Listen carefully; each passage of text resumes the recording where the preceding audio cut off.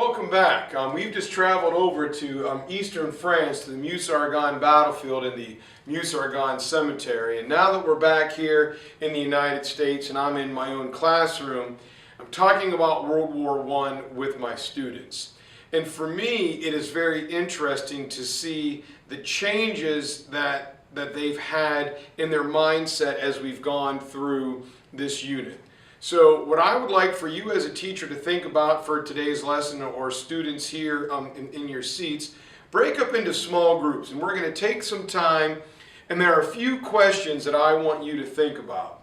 First thing is I want you to conceptualize, think in your mind, when you heard the words World War I, what did you think of? What images or conceptions came to mind? So take now, 5-10 minutes and think about that and write those down even on a scrap sheet of paper. Please take the time to go ahead and do that now.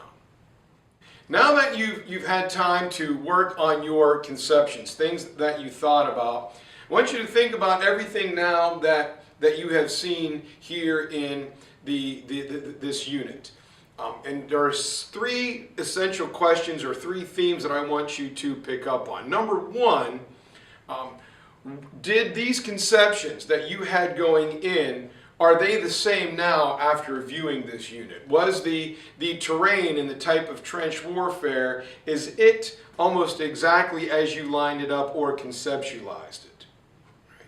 Second question, what was the overall role of the American soldier? Was he a tertiary character or a Johnny-come-lately that got there at the end? Or was he of essential value?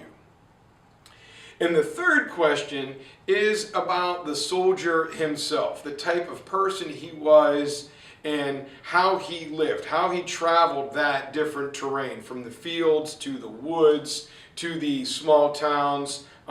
What do you think of the soldier himself and the role he played in the Meuse-Argonne? Those are three big questions. You may not be able to get to all of them today, but take time and think, is it originally that you thought of it or conceptualized it, or do you now have some stereotypes that have been changed? Are your conceptions different? And if you can, pinpoint exactly where in the story in the video that you heard that those changes occurred. Where and when did your mindset or your conception change? Feel free to write that down and be able to share it in your small group. So this is a great lesson. Thanks for traveling with me over to the Meuse-Argonne. And as we say, what is the saying? Bilbo Baggins, there and back again. Thanks for going with me to the Meuse-Argonne and back to the United States again.